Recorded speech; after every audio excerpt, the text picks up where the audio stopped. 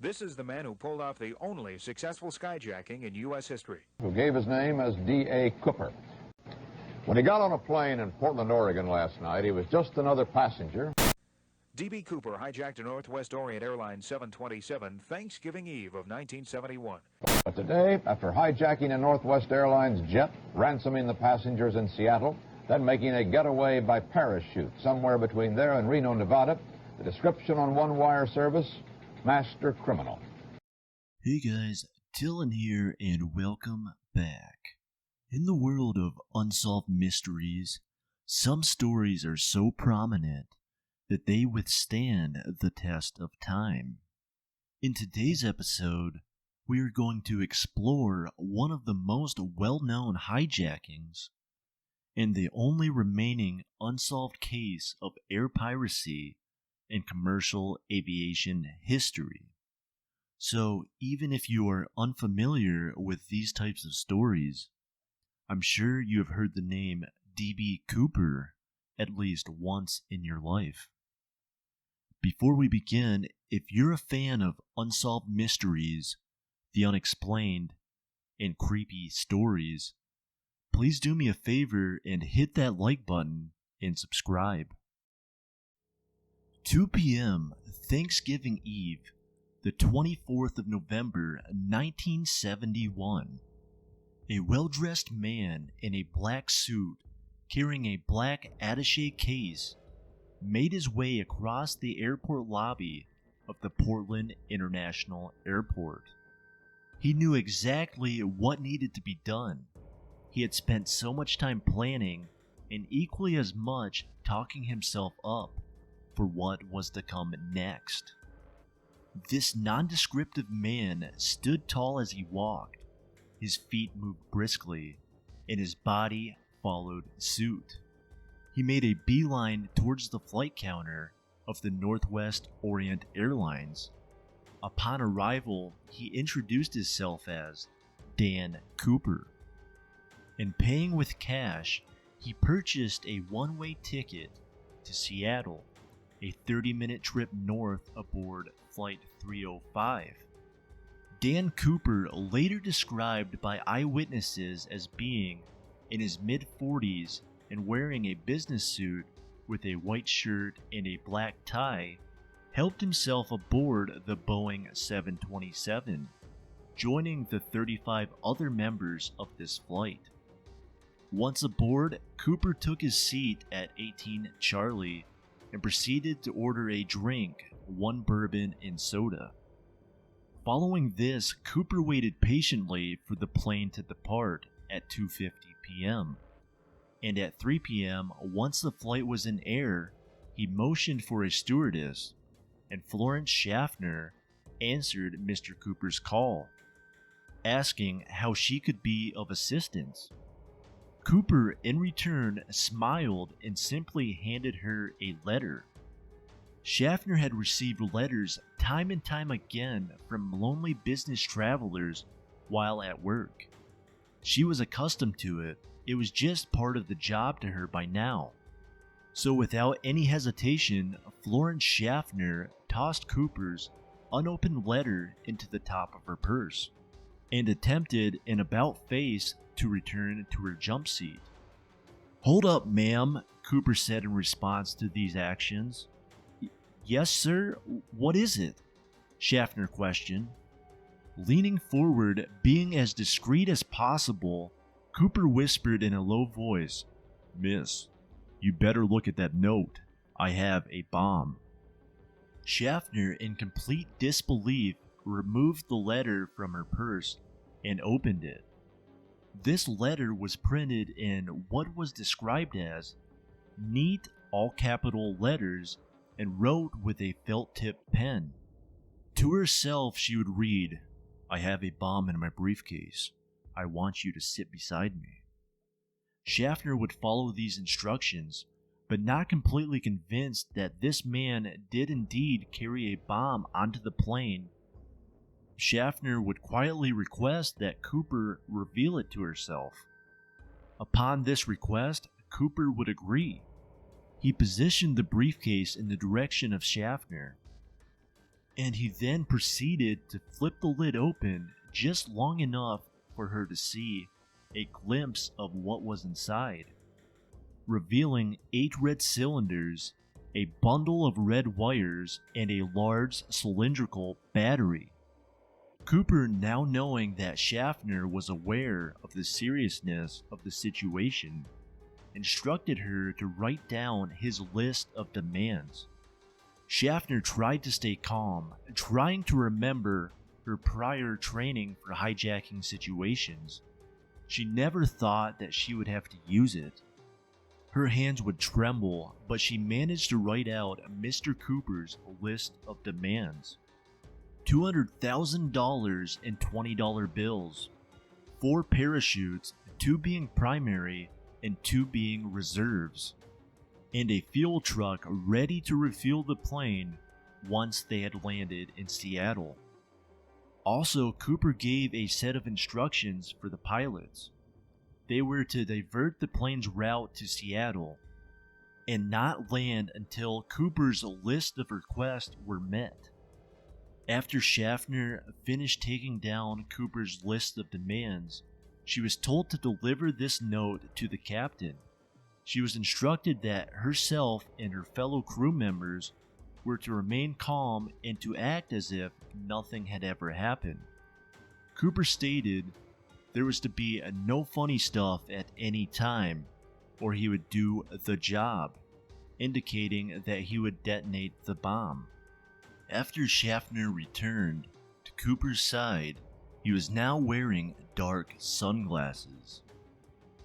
William A. Scott, the captain of Flight 305, contacted Air Traffic Control at the Seattle-Tacoma Airport, informing them of a hijacking situation. In response, they delivered this message to the local and federal authorities. Passengers of Flight 305 were then informed that their flight was going to be delayed due to a few minor mechanical difficulties. The FBI contacted Northwest Orient's president, Donald Nyrop, asking if he wanted to pay the $200,000 ransom. Immediately, he would agree, and he would also order that all of his employees fully cooperate with all of the hijackers' demands. The FBI would begin to put together the ransom money, documenting by photograph every serial number. Flight 305 would then circle the Seattle area for approximately 2 hours, while the police and FBI worked on assembling Cooper's list of demands. While this was taking place, one flight attendant, Tina Mccoy, noticed that Cooper seemed to be familiar with this area and local terrain. At one point, he would make a remark to her saying, "That looks like Tacoma down there." Cooper would also correctly state that McCord Air Force Base was a 20-minute drive from the airport. This would make Mccoy believe that Cooper was a resident of the area. She would later report that Cooper was calm, polite, and very well spoken. He didn't fit the typical stereotype associated with air piracy at the time. She would also go on to state that he wasn't nervous, he was never cruel or nasty, and remained thoughtful and calm all of the time. She would also talk about how he ordered a second drink of bourbon and soda and paid his tab. Cooper even went as far as offering for Mccoy to keep the change. And he would make an offer to request meals for all of the flight crew members during their stop in Seattle. At 5:24 p.m., Cooper would get confirmation that his list of demands had been met. The FBI had assembled 10,000 unmarked $20 bills. Most included serial numbers beginning with the letter L, which indicated that they were issued by the Federal Reserve Bank of San Francisco, and most bills were from the series 1963 Alpha, or 1969 series. At 5:43 p.m., the Boeing 727 touched down, landing at the Seattle-Tacoma Airport. And as instructed by Cooper, Captain William Scott had the plane taxied to a remote, well-lit section of the apron. To blind possible snipers' line of sight, Cooper instructed that the flight attendants pull down all window shades throughout the plane. Al Lee, Northwest Orient Seattle operation manager, changed out of his airline uniform, thinking that it looked too much like a police officer's uniform and would more than likely alarm Cooper. Now dressed in street clothes, Al Lee made his way onto the tarmac in the direction of Flight 305. He carried with him a cash-filled backpack and 4 parachutes. Once he reached the AFT stairs, he was greeted by Mccoy, who he made the exchange with. Once Cooper had his demanded items in hand, he released all passengers, Schaffner, and senior flight attendee Alice Hancock.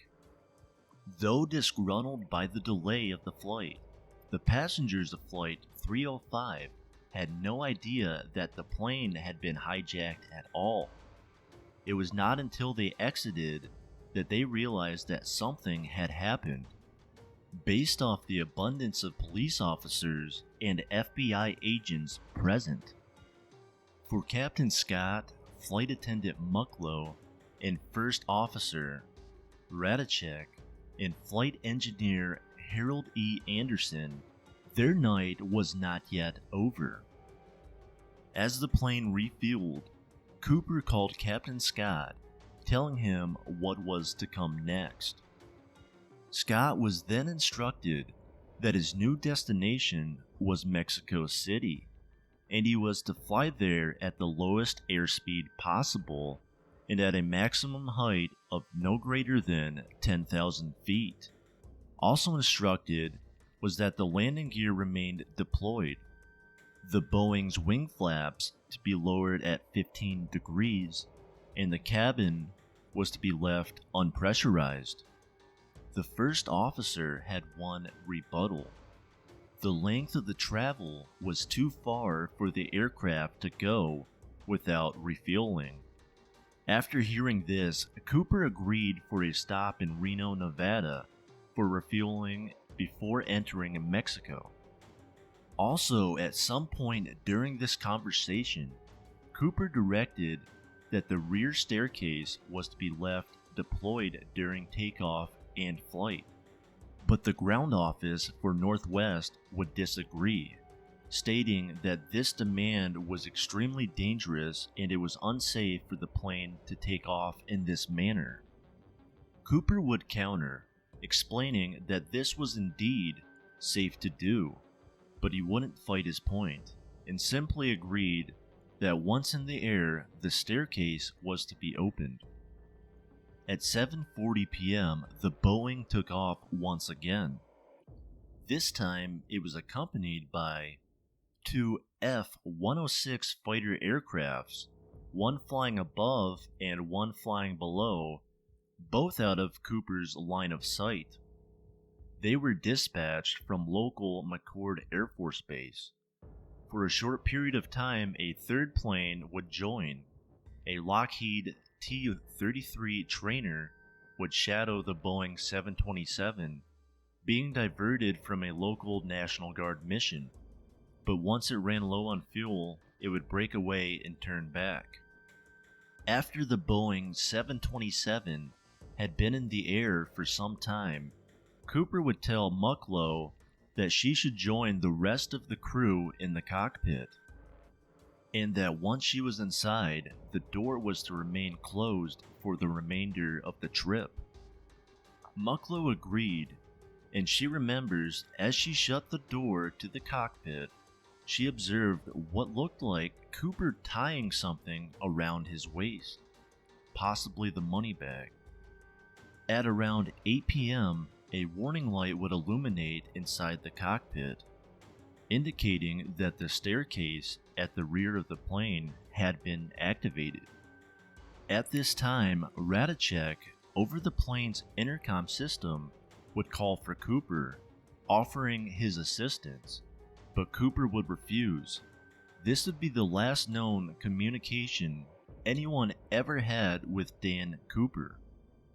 At 10:15 p.m., the Boeing 727 landed at the Reno airport, with the AFT air stair still deployed.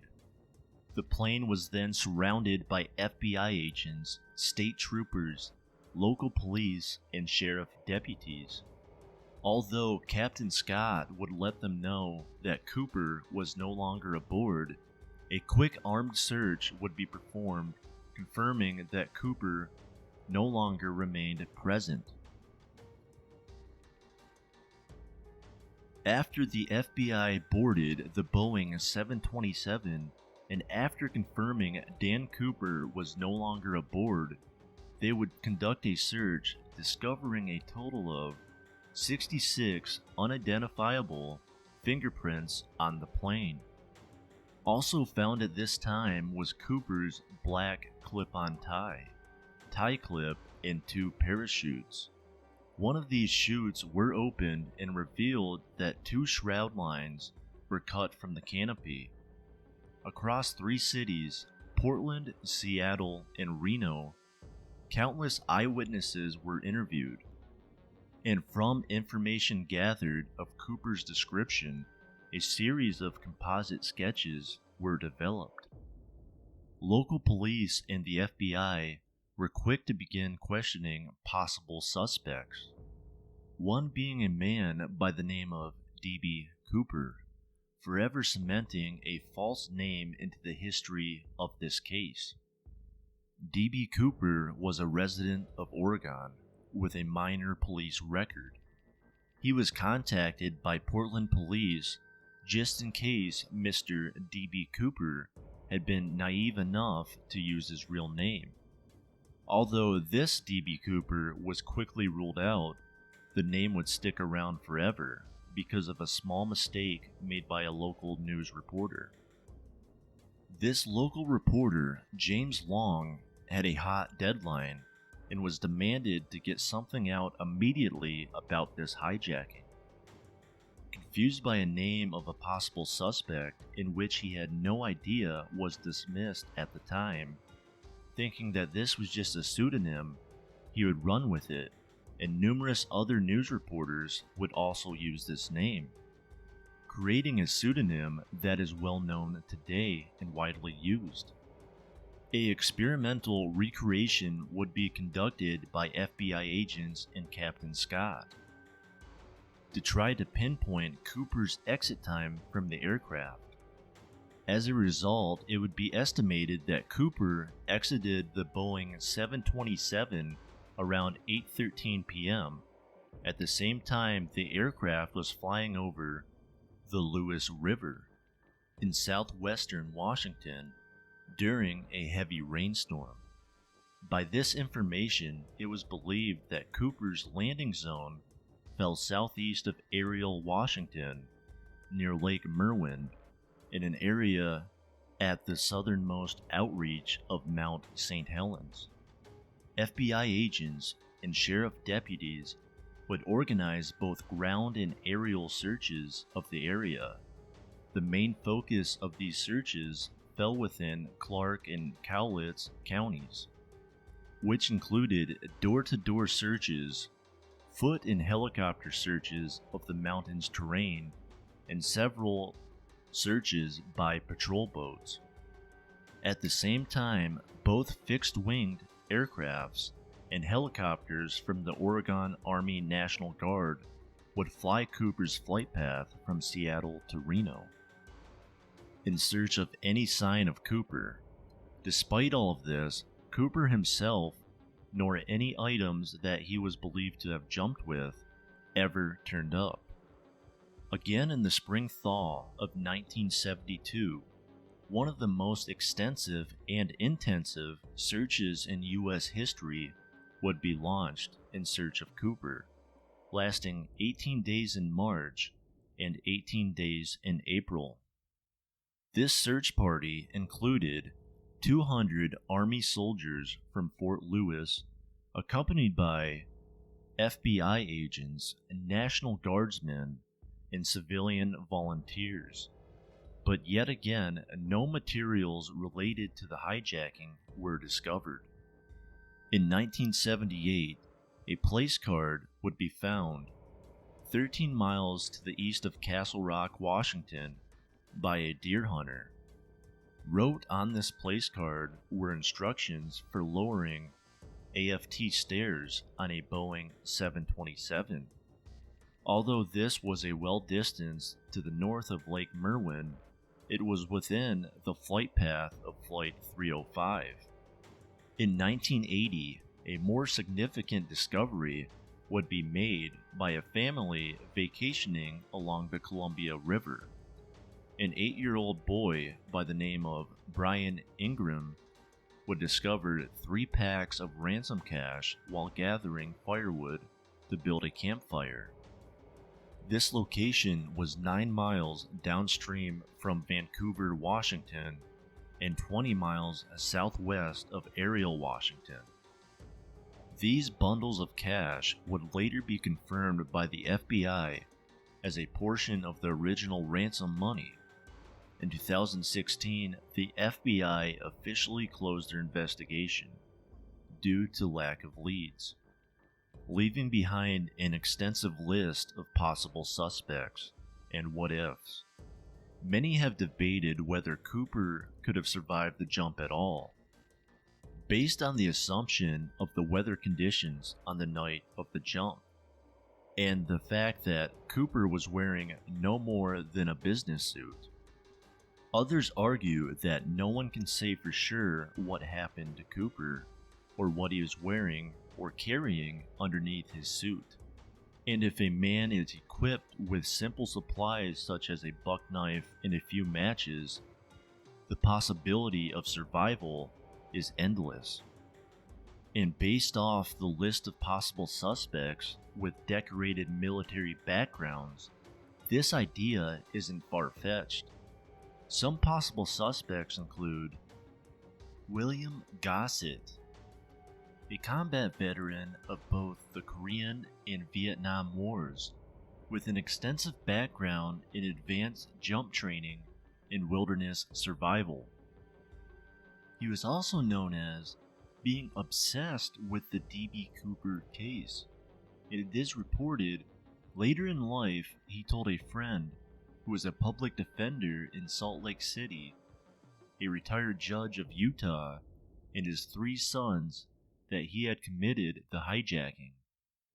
One of Gossett's sons remembers seeing a safety deposit box with what he called wads of cash before Christmas in 1971.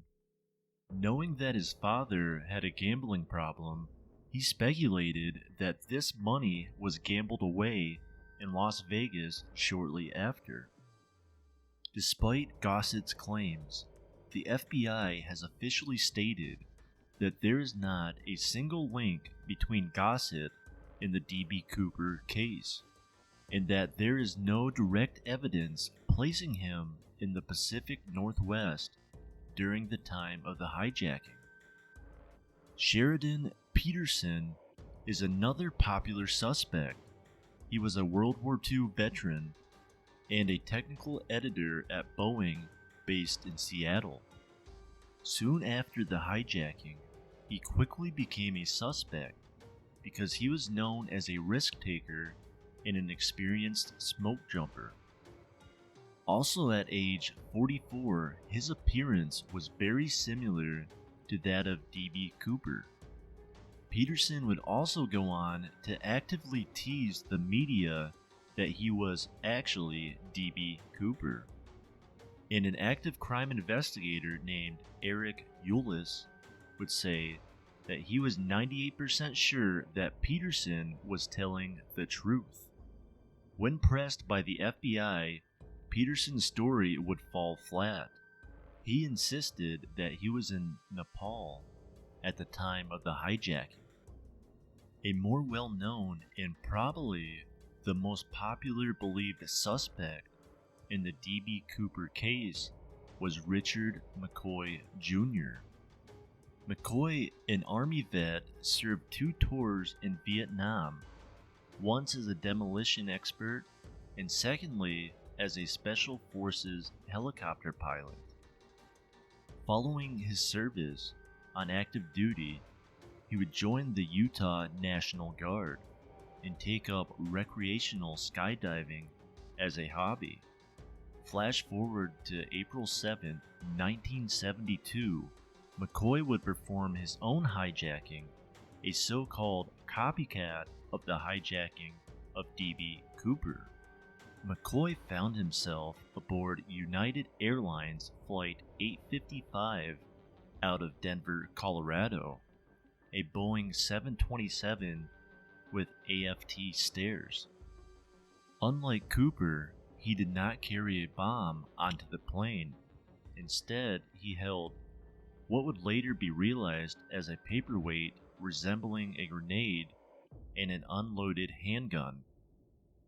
He also demanded 4 parachutes like Cooper, but this time $500,000 in cash. McCoy's list of demands would be delivered when the plane landed at the San Francisco International Airport. And once the plane was back in the air, McCoy would jump out over Provo, Utah. Unlike Cooper, McCoy would leave behind his handwritten letters of instructions and fingerprints all over a magazine he was reading. McCoy was then arrested 2 days later on April 9th, with his ransom money close by, and receiving a 45-year sentence. 2 years into his sentence, McCoy would escape from the Lewisburg Federal Penitentiary along with several accomplices after stealing a garbage truck and driving it into the front gate.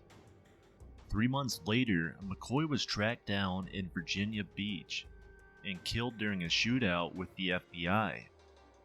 In 1991, a book would be published titled D.B. Cooper, The Real McCoy, wrote by a parole officer named Bernie Rhodes and former FBI agent Russell Collum. In it, they claimed that they had identified McCoy as the real D.B. Cooper, not just based off the obvious similarities of the 2 hijackings, but claiming that D.B. Cooper's tie left on Flight 305 belonged to McCoy, and the fact that McCoy would neither confirm or deny that he was D.B. Cooper. Also, an advocate of their conjoined claim was the FBI agent who shot and killed McCoy. He stated, "When I shot Richard McCoy, I shot D.B. Cooper at the same time." Although with all of this, the FBI does not consider McCoy as a suspect at all. He does not fit the age or description of D.B. Cooper. His level of skydiving experience exceeds their belief of that of the suspect. The FBI holds credible evidence that McCoy was nowhere near Portland the day of the hijacking, and that he was multiple states away in Las Vegas, and he was home the day after Thanksgiving, having dinner with his family in Utah. Hey guys, that is it for this episode. Thank you so much for watching, and thank you so much for joining me on this episode. I am very interested to hear about your theories and who you believe D.B. Cooper was.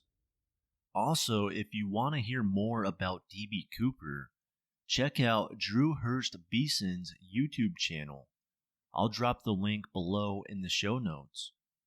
He did an excellent job covering this story, and he even wrote a book about it, featuring a possible suspect you might have not considered. As always, if you have a future story suggestion, please share.